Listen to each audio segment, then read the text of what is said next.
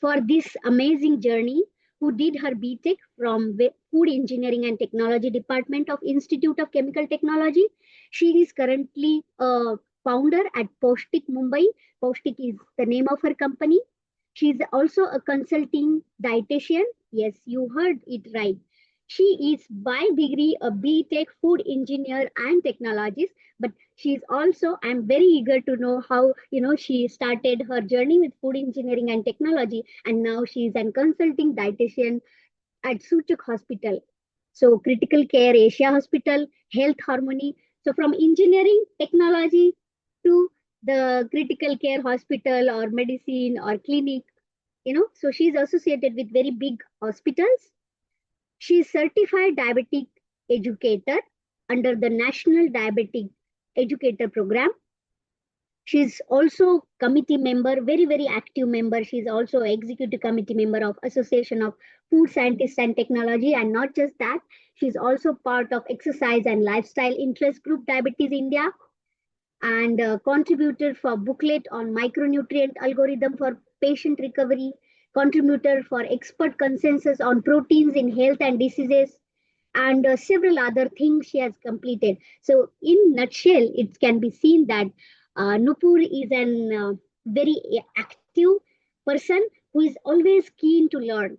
So I am very keen that how Nupur has started this courageous journey. So Nupur, I'm very happy and I'm so thankful that you agreed to be the first guest speaker in this journey of Saturday series, which UDCT Alumni Association has taken it ahead to give the recognition. In fact, we would like to utilize the expertise of our alumnus who have overcome a lot of challenges, who have that some special extraordinary thing. We want you to share with our audiences, with our students across the country. People have joined here to listen to your story and get inspired and start their own journey.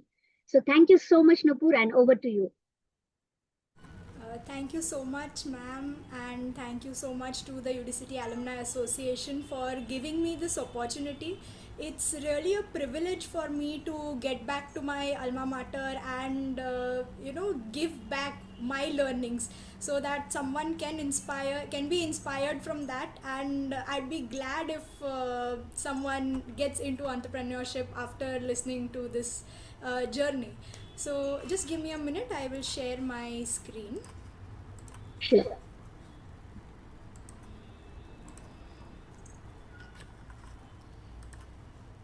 So I hope my screen is visible.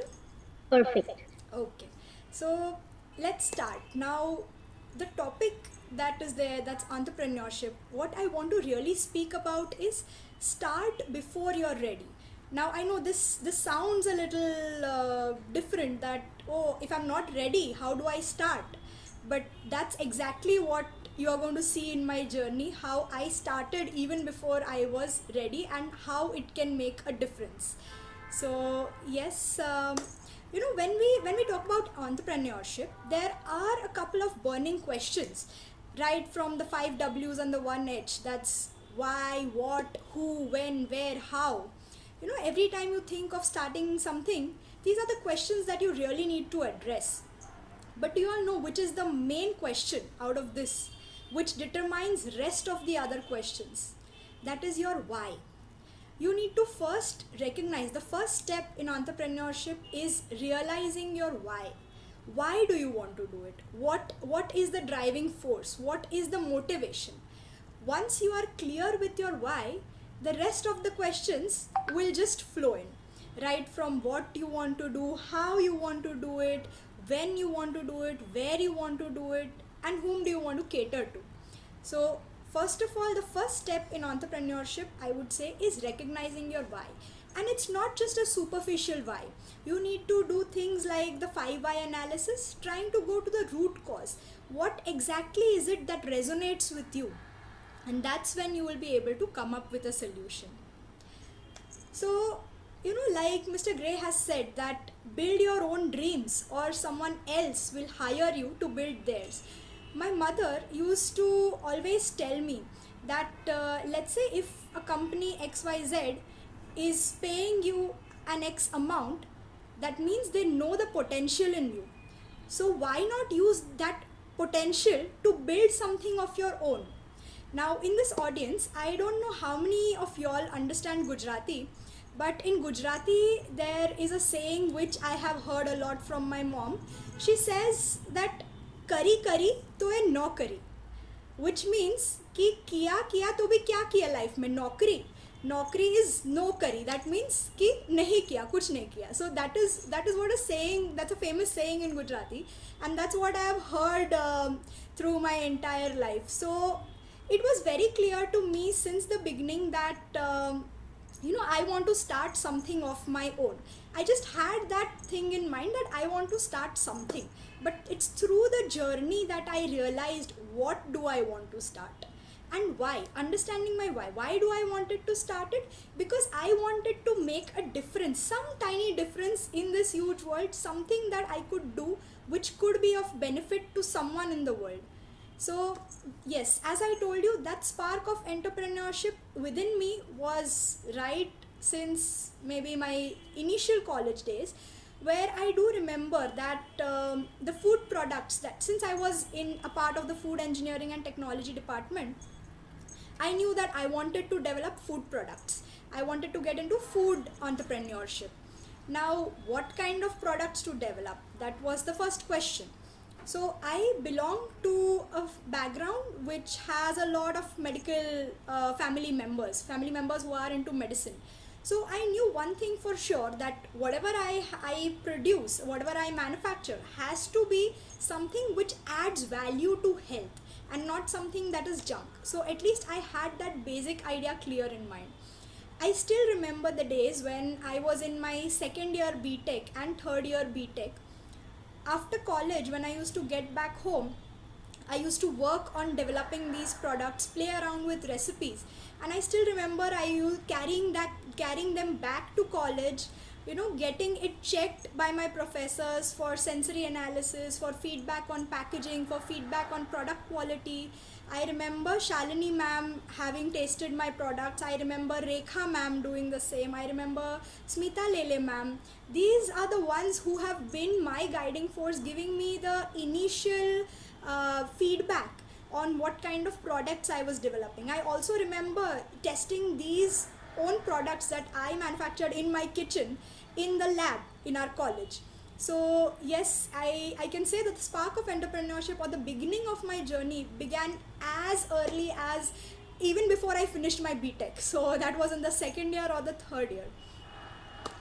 Now post my BTech, I got placed with PepsiCo through campus placement. In fact, it was a PPO, it was an internship that got converted to a PPO.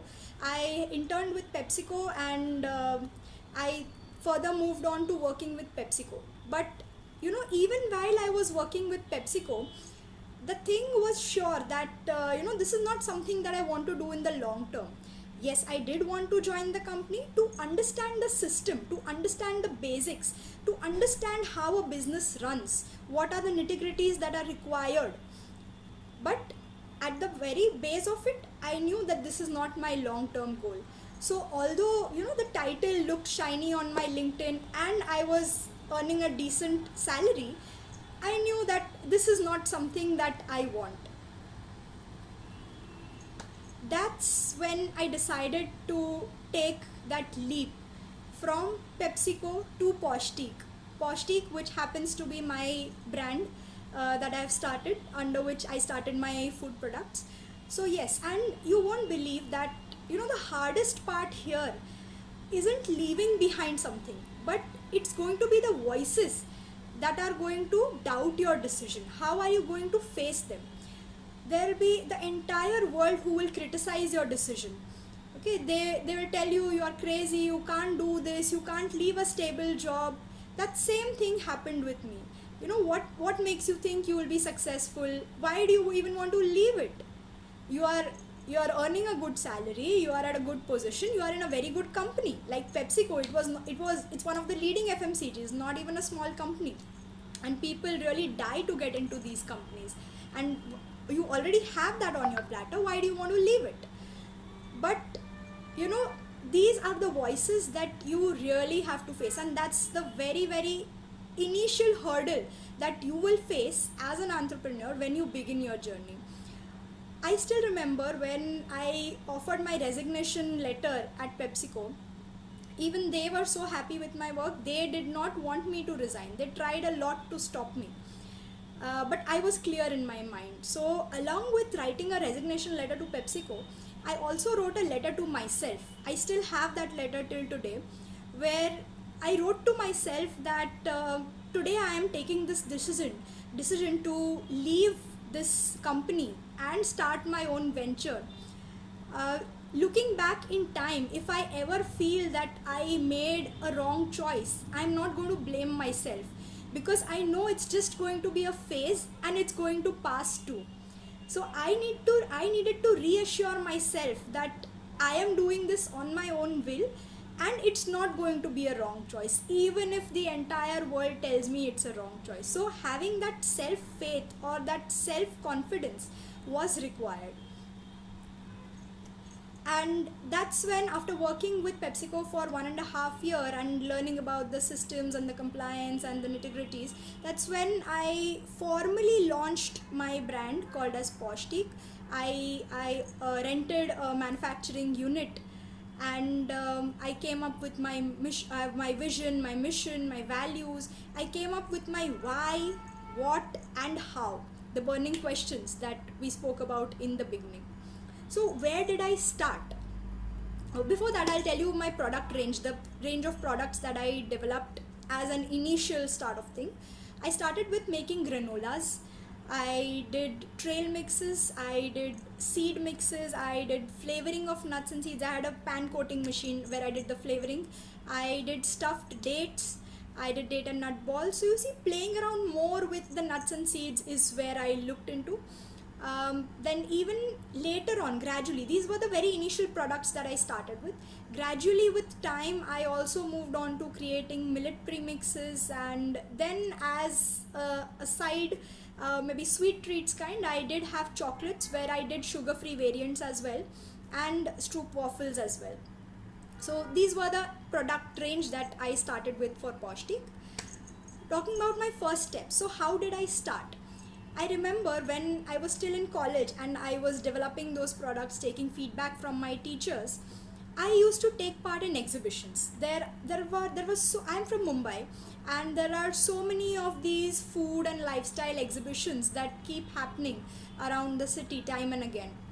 The only investment I made was purchase a stall as per my capacity, even a small stall or a table space, and I used to make my products and put it there for sale.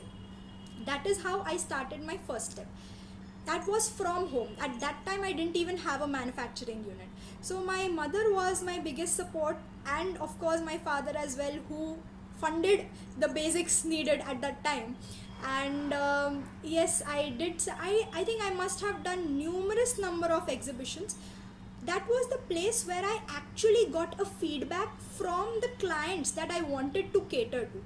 Because in the exhibition, apart from selling the products, I also kept samples. And there I had face-to-face communication with the direct end consumer. They tasted my products, they gave me a feedback, they purchased. That's also how I learned inventory management. Let's say I had a range of 5 to 6 products. I used to keep an inventory based on what is selling fast, whether I've priced my products correctly. All of those feedbacks is what I gained. And the biggest thing I gained out of this was a customer base. Whatever customers I had an entire list of it with their contact numbers and everything. So this is where I gained my initial customer base from, and then there were repeat orders that followed.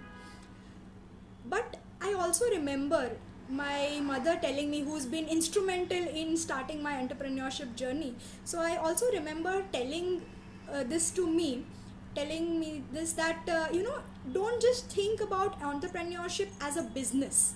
You need to also give back to the society. You need to also give back to the community. That is where, in the very first year of launching my manufacturing unit, we came up with this CSR, known as the Milk Mustache. This is a project that we started to give back to the community. So I remember when we started my manufacturing unit, it was somewhere around the time of Ganesh Chaturthi. So what we did was, instead of having a grand launch party and calling all the networks and the clients and the prospective vendors and all, we decided that since it's the time of Ganesh Chaturthi, let us make chocolate Ganpati idols which can be immersed in milk rather than in water. So it serves two purposes. It protects the environment, not polluting the environment, and once we do the visarjan in the milk instead of chocolate, it turns into a chocolate milkshake, which we then served to the underprivileged children going to slums. And why we named it the project Milk Mustache, because when these kids, they had this glass of chocolate milkshake, they would have a line of chocolate on their lips, and the smile and the sparkle that you see on their face is something worth to die for. So yes, this is one CSR that also I started in the very first year, and we've been doing that ever since. So this is one project which is very close to me, apart from dealing into business. And so I also want to talk about my struggles. So it was not all that easy and rosy how it looks. So after setting up my manufacturing unit and after this Ganesh Chaturthi got over, then came in the time for Diwali. And as you know, Diwali is a gifting season where people do want to gift each other. So I happened to get in touch through my dad with a corporate where they were wanting to give chocolate boxes as a Diwali gesture to their vendors and clients. So I still remember they called me for a meeting. I gave them a presentation, but even though I had the other products, they had in mind that they wanted to do chocolates. So I said okay. When they gave me a PO, that is the purchase order, that order said 4,000 boxes. I really didn't know how to process that, because it was my first order and the figure read 4,000, and I didn't really know how will I even able to match this up. So they asked me, what is the lead time that you will take? Now can you imagine my situation? I have never done something like this, and you just come to me and ask me how much time you're going to take to deliver us 4,000 boxes. So being on the safer side, now this is again one struggle and one mistake I did, that I told them 2 weeks, assuming in my head that 2 weeks would be enough for me to manufacture 4,000 boxes. So I came back immediately. We started off with the order. We hired people. I remember at that time I had 10 to 11 employees working with me to finish this order. And I started off with the calculating that what packaging I'm going to go for. This is the budget that they've given. From which vendor am I going to procure the raw materials? What is the quantity of raw material that will be required? And as we started manufacturing the chocolates, we realized that this is taking too much time, and I had already committed 2 weeks over there. So that's how we started running in 3 shifts. I don't think those 2 to 3 weeks that we had, I have even slept for more than 2 to 3 hours. My unit was running for 3 shifts altogether. These 10 to 11 people that I had divided into 3 shifts. And I remember the night shift that was there, it was just me and my mom who used to be there. The other people in the day shift and the afternoon shift. And as the 2 weeks were closing by, it was I think the 11th or the 12th day, and we had just managed to reach 2,000 boxes out of the 4,000. It was the 12th day out of the 14th day that I had asked for, and we had just done 2,000 boxes. It's my first order. It's a big corporate, and I can't go back on my commitment. There were so many issues. Initially I thought, oh, chocolate's such an easy product. It's like just, it was molded chocolates. Nothing, they didn't even want any flavoring or any added products into that. I thought it's pretty easy to do. But actually when I went to scale it on, so when you try making chocolates at home just for a small batch, maybe you just want to serve to your friend or your family, it's just this one batch that you're going to do that gets done in 30 minutes. But when you actually try to scale up and run the equipment back to back, you realize that the equipment is also going to give up, that also needs rest. So these are the learnings that I got when I actually executed my first order. And at that moment I was so broken down, I really didn't know how to deal with the situation. I had people, I had machinery, I had raw materials, I had the packaging materials, I had the order, but I didn't have the time, even despite having everything in my hand. So that's when I contacted the corporate, and I told them that due to certain unavoidable circumstances and some issues that we faced in the manufacturing, so far we've been able to achieve only 2000 boxes. I had to ask them if they could give me a leverage of a couple of more days where I could finish the 4000, and luckily by God's grace they were okay. They just asked me to dispatch the 2000 boxes at that moment, and then they asked me I could take another week to dispatch the rest. So at least that was a sigh of relief for me, where immediately I sent off the 2000 boxes. And it's not just 2000 boxes, I had to also do the outer packaging for it. So it's not that one single box I can hand it over as them. So again, that was something which I realized that I had not counted in the cost that I had given them. I had not realized the cost for the outer packaging that would be required. So another mistake in my first order. So actually my profit margin still went lower because I had to account for the outer packaging of the shipping that happened. I had to send it to their warehouse that was in Bhiwandi. So yes, another 1 week, everybody motivated each other, and we were so mechanical in making this whole thing. I think that 10 or 11 people that I had with me in that one extra week that we got, even if we were doing anything in the world, our hands would just making chocolate.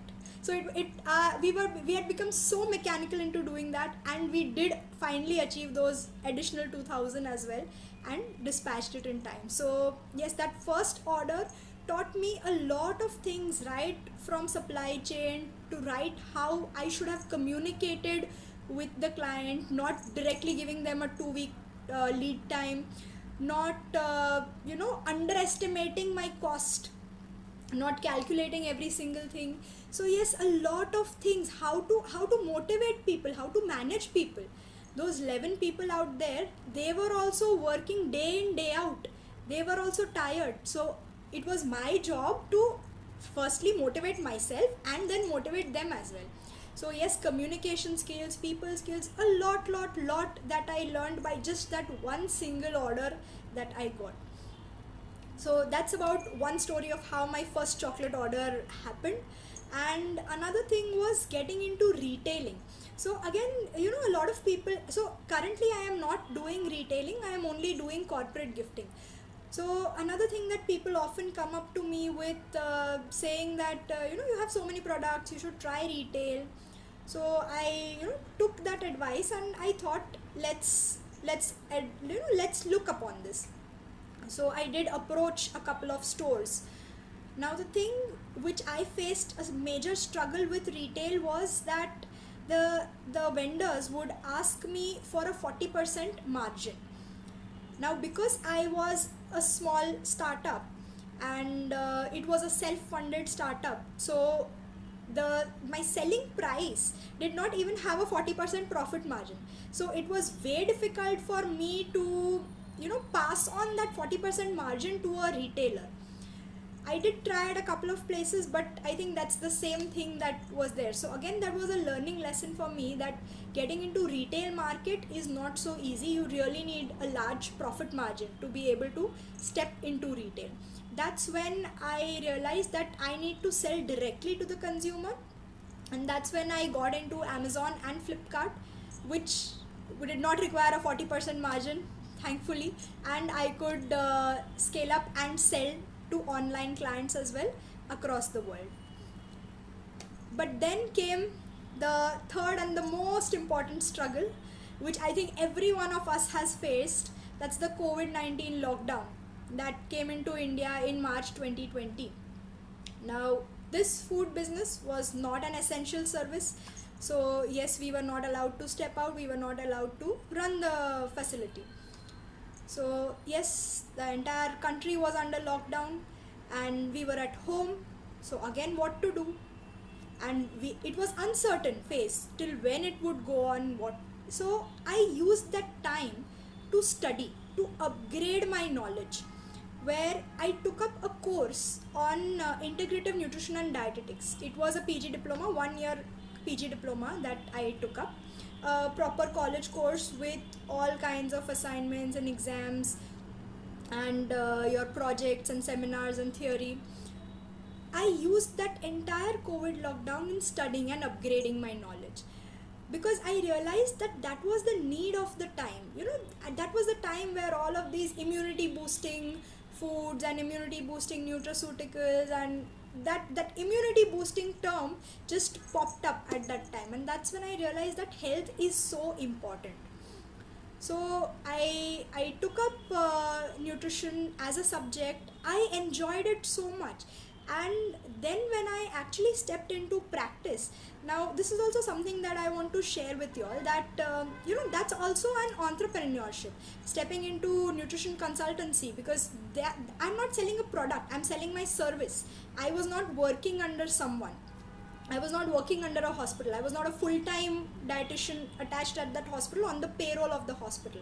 So I was a consultant, which again happens to be a service entrepreneurship.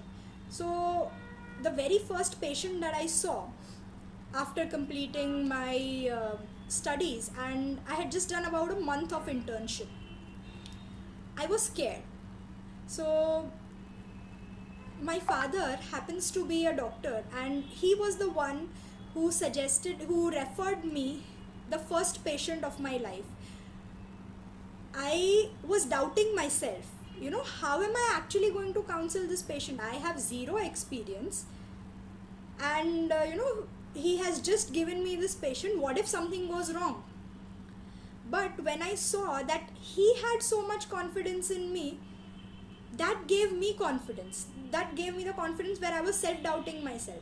He's like, you have studied, you know your basics. I am confident that you will be able to do the best. So go ahead. So that's when I consulted my first patient, and I was scared, and no doubt I may have not been so good with communicating with the patient the way that I communicate right now, but it's over the journey that I've realized that that first step was so important, because at the end of the first consultation I felt such a sense of relief, such a good feeling that wow, I did something. I really helped someone that would make their health better. So yes, that's how, again, like how I had with the product manufacturing, I had with the service also my first experience of giving a plan to a patient. So yes, that's how my nutritional counseling journey kick-started, and since then I had been meeting a couple of doctors, networking with them, getting in touch with hospitals and clinics where I could offer an OPD service. Again, not attaching full time, because that I didn't want to go into a job culture. So I did want to continue as a freelancing entrepreneur. So I did approach them where I could go as a freelancer. And then came in the time where I got invited by the Indian Medical Association to deliver a talk to doctors. So the very first talk that they asked me, they called me as a food technologist, where these doctors wanted to understand how to read food labels.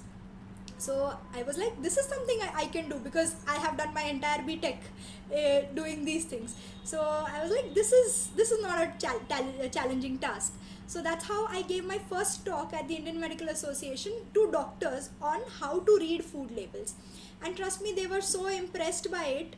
They then realized that I am also into nutrition. So then they started calling me again to give actual nutrition talks. Now, because I had given a talk in food technology, which was my core subject earlier, now I felt more confident that, oh, I can do that with nutrition as well. that's how my orator journey started. And one thing led to the other. So one talk, someone heard me, they called me to another place, there someone heard me. It was like a chain reaction that happened. So yes, I am associated with a lot of medical associations in terms of giving talks on nutrition. I also, as Shalini ma'am read, I also recently published a chapter in there's this Association of Physicians of India. They came up with a consensus on the use of proteins in sarcopenia. So I did contribute to a chapter to that book as well. And I do a lot of community nutrition as well, where I go into schools, the municipal schools, and teaching the importance of healthy habits to these primary students and even secondary students. So I would like to say that entrepreneurship didn't just help me build a business, it helped me understand myself. And when I did this transition into nutrition, I realized that I am enjoying this nutritional counseling aspect much more than what I was enjoying the product manufacturing aspect. So here is also one lesson that I would want to give you, that you never start with a clarity. You just start, and clarity is something that you will gain over time, and there is nothing wrong into that. So I'm not saying that I'm not happy with the products that I'm manufacturing. I'm still doing that on the side, and I'm really happy with that as well. But your calling may be something different, and you may realize your calling only later once you step into that journey. So that's what I realized, that my calling was nutrition, and I realized it only after I started Poshtique. So even when I think about this now, that if I don't want to get into retailing, what is it that I can do now that I have a combined knowledge of nutrition and food technology as well? So I'm still working upon this. This is not yet completed, but where I want to develop condition specific product ranges, where I'm seeing patients who are diabetic, hypertensive, kidney patients, PCOD patients, sarcopenia patients. So why not use my technology background in manufacturing products which I can directly sell to my patients? So again, I am eliminating the retail channel, where I don't want to give such a huge margin to the retailer, and I have my client base ready in front of me.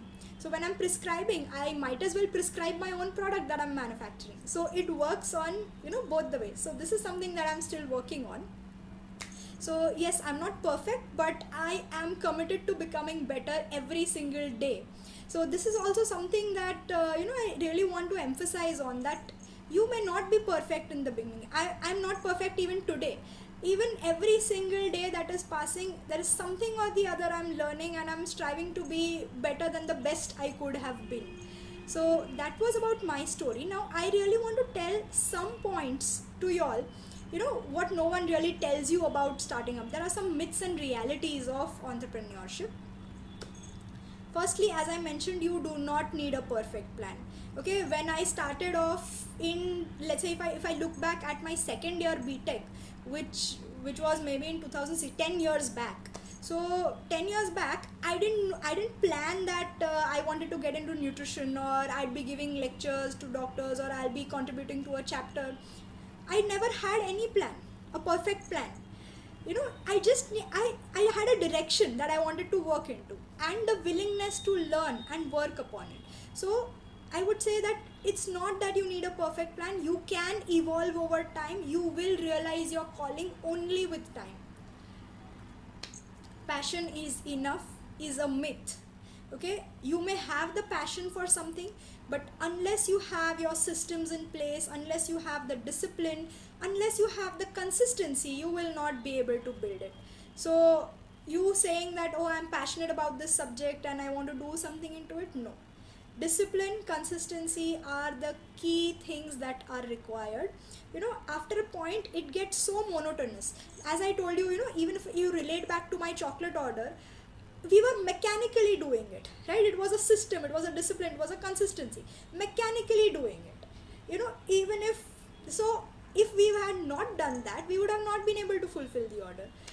So I would say that discipline, consistency, very much important. Failure doesn't mean that you are bad, right? My first order had a lot of failure stories, but it was a learning point for me. and those mistakes I didn't do in my second order. I did another set of mistakes which I didn't do in a third order. So fitting failure does not mean that you're bad, it just means that you need to use it in the appropriate way to make sure that you're not repeating those mistakes, you're learning from it. You must know everything is another myth. Okay, it's just that you must know how to learn something fast. If you've made a mistake or if you've realized something, you should know how to act upon it and how to not repeat the same thing in the future. Fifth myth, that entrepreneurship is about breaking systems. No, we are not trying to break any systems here. We are just trying to design better systems which can be of use to people. Let's also look at what actually builds a venture. Number one, your problem needs to be identified more than an idea. Okay, you may have 1,000 ideas, but if it doesn't solve a real world problem, it's not a business.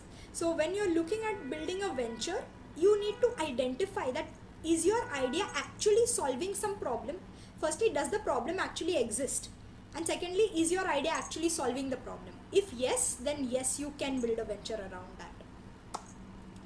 Execution beats intelligence. I've already spoken to you about that in the initial slides, where you may have ideas, but if you do not execute it, you cannot be just planning things. Plan is just a very small aspect. The minute you start executing, your plan will develop and you will get better. So execution of the plan is very, very, very important. Feedback loops. From whom are you taking a feedback? Okay, the actual feedback will come from your end users, not from the opinions of your family or friends. You know, if you try to take opinions from people who are not your end users, you are actually not going to get a correct feedback. So whenever, let's say if I develop a new product, it's not just my family and friends whom I'll do the tasting to. If I develop a product for diabetics, I would actually take it to my diabetic patients, give them a free sample, ask them to use the product, consume it, and then maybe give me an actual feedback of whether they liked it or whether it was of use to them, whether it prevented the spike in their sugar, for example. So always take a feedback from your end user. Energy management is much more important than hustle culture. When you're an entrepreneur, you are all over the place. Okay, you have to go for procurement, you have to do the manufacturing, you have to go for the sales pitch, you have to look after the distribution. But trust me, you will burn out yourself. I made that same mistake. Initially I took everything upon me, that okay, I will manage everything. I'll go for the presentation also. I will go for the raw material procurement also. I'll stand there while the production is on. I will stand there while the packaging is on. For distribution also, I will go myself. You are one single person, you cannot reach everywhere. And if you continue doing this, you're going to burn out yourself. You need to start delegating tasks. You need to actually conserve your energy where only you are required to do that, and you will not be able to substitute yourself. Only where places where you are irreplaceable. Okay, let's say something like going for a company presentation, I have to go because I am the face of the company and I need to interact directly. But let's say something like raw material procurement, if my vendor is fixed, I can send someone. If the vendor is fixed, the quantity is fixed, the product is fixed, I need not go there. I can send someone and get it collected. So again, energy management is very, very important. Ethics and responsibility. You are not just trying to make revenue. As I told, give back to the society, do your bit towards the planet, towards the world. So ethics and responsibility is again important aspect. Responsible innovation is more important than clever innovation. Okay, whatever innovation you do, if that works in a lab or a pilot scale, but if you can't scale it up or if it's not usable in real life, that innovation is of no use. So you need to make sure that whatever innovation you have done should be of some value in real life as well, and not just in your lab or a small pilot scale. Now this is something that I think most of you all would be interested in, that low risk ways to how to start now. First, start with a side project, not a startup. If you look back at my story, I did not initially jump into Poshtique. Okay, I started product manufacturing as a side project when I was in BTech, just making simple things at home, going to college, taking a feedback. It was not my startup then. It was a side project. I joined PepsiCo. So this is one low risk way to start with. Solve one problem at a time. Don't try to diversify yourself into multiple things, that I'll do this also, that also, XYZ also. Take one problem, deal with one thing at a time. That's a low risk strategy. Build skill stacks. Very, very, very important. Whatever theory we learn in college about the subject, that is a very, very tiny aspect when it comes to entrepreneurship or business. Communication skills is the number one thing that you require in business. Even if you do not, even if you are lacking in knowledge, but if you have good communication, that is where you will be able to hire some knowledge expertise and get the things done. Communication, very, very, very important. So build upon your communication skills. Again, that will happen with time, with practice, with progress. Not that on day one I was also so good with my communication with my vendors or my patients or my clients.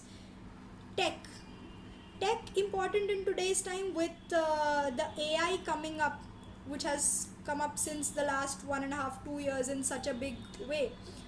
You need to be upgraded. Like when I talk about my nutritional counseling, patients come to me with an AI generated diet plan. Then what is my use, right? So you need to outskill that. Now how will you outskill that? By learning it, first of all. So you need to be well upgraded with technology as well. So these are very important aspects. Building upon your skills, people management, decision making, risk taking.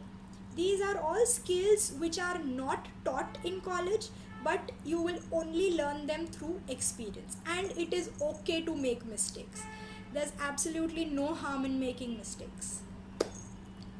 Work in real systems, internships, on-ground exposure. Like I told you, I did go to PepsiCo. I did work at the plant level, seeing how the manufacturing is getting done, what are the problems that are arising, how is the management taking decisions. I learned everything there. So you do need to work in real systems even for a short time to understand, and then you implement it in your own venture. And last but most important, find mentors and not motivation. Okay, motivation is required, but what is more important is the correct set of mentors to handhold you, to guide you through your journey. And I must say that I am blessed with such good mentors in my life who've been through my entire journey with me, and I am forever indebted to them and grateful to them. So finding the right mentors is very important. And yes, it's going to be hard, but trust me, it's going to be worth it in the end. And you are never going to feel ready. Okay, if you keep on waiting for the right moment, for the perfect time to feel ready, it's going to be forever. Trust me, your growth is going to happen only and only after you begin. Not on paper, not in your mind, but only after you start executing it. There's this story, I don't know if you all have heard it, where there was a king and he had a very valuable horse, and he wanted to gift it to his son, the prince. So when the king died, the king gave this royal horse to the prince and asked the prince to take good care of it. Now the horse was so dear to the prince that the prince did not take the horse out anywhere. It gave it a very royal stable, the best kind of foods and everything, and kept the horse in the best possible condition because it was a prized possession. But then came a time where there was a battlefield, and there was a battle, and the prince wanted to take the horse to the battle. And that's when the prince realized that the horse was not able to even stand up, because for so many years the horse had not executed or put into practice what it was actually meant to be. The horse was just sitting and enjoying the royalty. So that's what I want to say, that you can't be waiting for the perfect moment. Okay, this is the time when I will use the horse. I do not want to use the horse before that, because it is very it's a prized possession to me. So your skills are also your prized possession. If you keep on keep them in safe and don't use it thinking that okay, I will use it on the day I require it, they will be of no use actually then. So you need to put your skills into practice, only then will you be able to refine it and work upon it. So that's it from my side, what I wanted to share, and I'd be happy to take up any questions that you all have. I would be really happy to even connect with you all one on one, if you all want to understand something in detail or learn more about it. Wow, Nupur, those excellent. And you started with that beautiful story of struggles in your life. I still remember uh, during those days when you were a student, very small, young, very shy. I would say that you were a very silent worker. You will never speak, you will never show off, and whatever submissions and whatever things were there, you would submit it. But now I'm seeing that shy, maybe introvert girl, or the girl who was never wanted to show off, like people do that. And now today that girl is doing such a wonderful business, very very inspiring. You are today confidently guiding, consulting with some of the biggest names. It is a reminder for all of us today, for all the students, for everybody, that quiet consistency often builds the strongest leaders. So thank you so much, Nupur, for this wonderful and meaningful journey. And there are some questions that are posted by people here directly to me. So, so you started with a lot of struggles, So you said also that taking that courageous step is the most difficult task. So it's very easy to say that okay, you start it, but what is that in you, or what is that is needed for any entrepreneur or a future entrepreneur who wants to start? Because you don't want to come out of that comfort zone. I saw that in your journey, while you were doing btech from one of the topmost institute in the country, and later getting hired in one of the biggest fmcg in the country, pepsico. You don't want to come out of that comfort zone. So what was that gave you so much of courage to come out of that comfort zone? So that's the biggest thing. People, there are businesses, people have everything available, but they don't want to start because they don't have to that courage to come out of that comfort zone. So what is that in you that made you to come out of that comfort zone? Because you are getting a very good salary, I would say that. So, if you remember in the initial part of my talk, I emphasized upon answering your why, answering your calling. When you have a clear why in your mind, why do I want to do this? That is what is going to lead your entire path forward. Okay, so I had a very clear why in mind, why I want to get into this. So that was my biggest motivator throughout, even when I was doing my products in the college, or even after I joined PepsiCo, and people around me telling me that you can't leave this company. But my why was strong enough. And I also told you, I wrote that letter to myself, which has always been a motivation to me. Okay, I would not say that I don't even want to say that I have reached the height of my success today. I am still learning, I'm still in that progress, and there are still ups and downs that happen. So even when I hit my low, I still open up that letter that I wrote to myself, and that gives me so much of a boost that no, I had promised 10 years back that I am not going to look down upon myself, and I am going to take this as a learning opportunity and work more upon it. So as long as you have your why clear in your mind, that's going to be your driving force. Wow, Nupur, thank you so much. So you said that you need to have a very, very clear-cut mindset for getting into the business, or becoming. So how this mindset helps in the successful journey throughout. You said in between also where you got that first order with 4,000 boxes. That was very inspiring, and then it becomes monotonous, very boring. So how you handle that thoughts in our mind, and continue to have that mindset of success. Yeah. So when we talk about mindset, there are two ways of looking at it. Let's take the example of my first order. For example, there were so many hurdles. Okay, the chocolates were not coming out proper. There was a lack of time. I was not getting sleep. There were so many hurdles. It was a failure on my side. So I could have taken that in two ways. Failure hai, oh my god, I am not cut out for this, I am not meant for this, I think I need to stop this, I cannot further carry on Poshtique. So that is one kind of a mindset where you get scared that oh my god, this is a failure, and this it is time that I need to stop. But the other is the learning mindset, that okay, I failed, it's okay, it's absolutely okay, what did I learn out of it? Did I become a better person? Did I take better decisions? Did I not repeat the same thing in the next time? If so, then yes, that's what's called as a learning mindset, and that is required. There are going to be so many failures that come.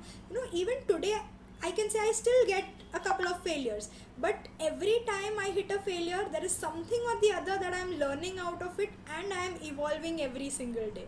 So having that growth mindset or that learning mindset is important. So, being a food technologist, Nupur, you have entered in food processing business. It is one of the largest, area where people can not just become rich, very, very rich. So, there is one question from Tushar Kukreja. He's also ICTian and, a business entrepreneur, I would say. So, being an technologist and an entrepreneur, what is your opinion on where the food industry heading now? And what if someone wants to pursue a career, especially in nutrition? They are very much inspired by your journey, and what kind of courses one can do. And maybe, the students' audience is here. The people are always, in general, humans' behavior is that you are so proud of yourself, overconfidence. So you don't be grounded. You think that, oh, I have got now BTech degree. Now, why should I learn anymore? So, you see, you upgraded your knowledge, especially during the time where everybody had slowed down. Everybody was, struggling. And you used that as a golden opportunity. You upgraded and you learned. What kind of courses, institutions one should look into, and whether they should, upgrade their, knowledge or their degrees. So, what's your opinion? So, as far as the first part of the question, where the food industry is headed right now, if we see that in the last decade, I can say, there has been so much buzz about health, food, and people getting so conscious. I remember that 10 years back in 2016, when I actually started off making these products, I can't remember the health market being so up right now at that point of time. It's only in the last decade that people have started realizing the importance of health and nutrition. And you see, nowadays there are so many nutrition focused companies that are coming up. So when I talk about the future of food industry, I think health and nutrition is the aspect where the industry is headed towards right now, because everybody is looking for protein fortified foods and iron fortified foods, and the microvitamins, minerals, fortification, and there's this so much about the clean label that's going on. So it's basically people are getting aware of the different trends in health and nutrition, and people are expecting those kind of products from the industry. So if someone wants to enter into the industry, I think that's the space that is leading or growing at the moment, the health industry or the nutrition industry. And as far as if someone wants to pursue a career in nutrition, now when we talk about nutrition, this is such a field where people with even people have claimed themselves being self health coaches.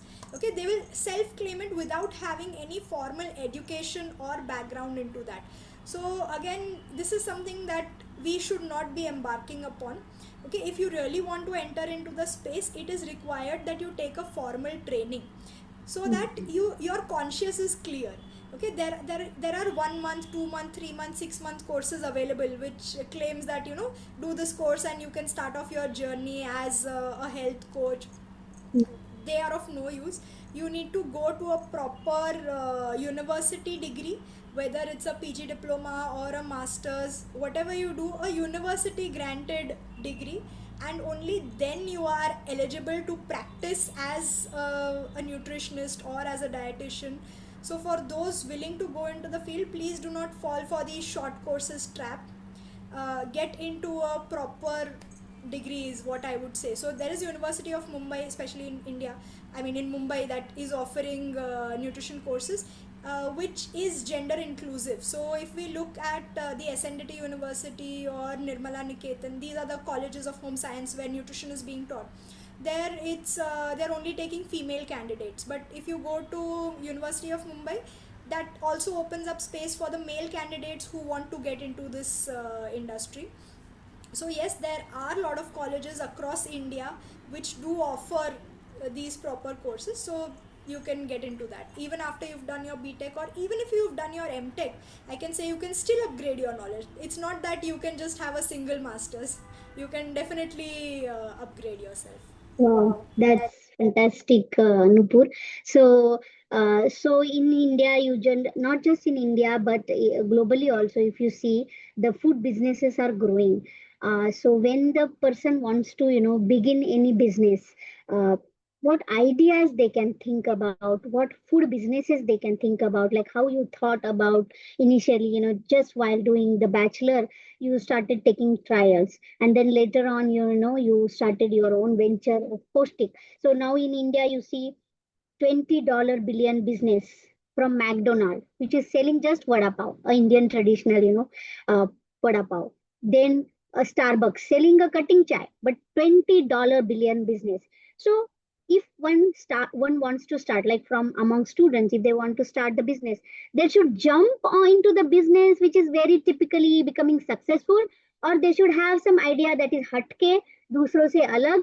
This, what is that thing, what kind of business they should, opportunity they should look into, and what kind of food businesses that will run for at least next 10 year, 20 year, or 50 years.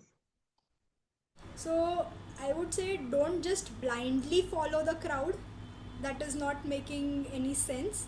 And just because you want to be different doesn't mean that you do something that's absolutely different but does not make actual sense in the real life. So as I also mentioned in my slide, that responsible innovation is more important than clever innovation. Whatever you are making, firstly, is it actually solving any real world problem? आपने कोई innovative product बनाया, but if that the problem does not exist, what is the use of the innovation, or what is the use of that venture? When you say you want a sustainable venture for long term, if it doesn't solve a problem, it's not going to be sustainable. So ideally, when you want to step into a venture, identify a real world problem that exists and you build about your venture about that. And about responsible innovation, it should be scalable. Not that you achieved that product in a lab or a pilot scale, but if you're not able to achieve it in the actual real world, again that is also not making sense. So being different is important, but you should not be so different also that you are not solving any problem, and not just following the crowd also blindly. So there has to be a balance between the two, is what I Wow, would say. Nupur, That's fantastic, and that's amazing journey. Our audiences are would like to connect with you. So towards the end, Nupur, should, if you permit, I will share your email ID with them, and they would like to connect. They would like to get as much as they can take from you, because your story is real. Your success is real, your journey is real, and I really liked one thing that you said. कुछ तो लोग कहेंगे लोगों का काम है कहना. Sometimes you have to be very deaf. You have to just ignore, because and that's where the success happens. In India you see a vada pav selling person, he never thinks that अरे लोग क्या सोचेंगे भाई मैं तो वड़ा पाव बेच रहा हूँ. अगर वो ऐसे सोचता तो he would not, and they are earning 10 lakhs 15 lakhs per month. So to begin any successful journey, you have to be very focused. So thank you so much, Nupur, for sharing your this beautiful and successful journey with us. And we are looking forward to connect to you. If there are any students, we would like to take your mentoring to our students and take your journey as a very inspiring journey. Very, very, hats off to you being a woman managing everything soul-handedly, without getting distracted, with focused mind, upgrading yourself continuously, engaging yourself by writing articles and so many things. So thank you so much, Nupur, for your wonderful journey, and congratulations and many many all the best to you.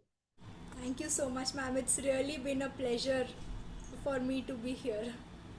Thank you, audiences. Thank you for being here, for hearing this journey. And I'm sure you have inspired. I myself have inspired, and I feel like, oh, I must, start something or other thing on my own. So thank you so much for joining with us. Even though today is Saturday, we all have holiday. But if somebody wants to do in something in our life, we have to be very disciplined. We have to dedicate ourselves. We have to keep aside time for such things. So please keep in touch with us. We will have such very, very many inspiring journeys on every Saturday, 11 a.m. to 12 p.m. Thank you so much and have a beautiful and wonderful holiday ahead. Thank you and bye, everyone. Have a good day.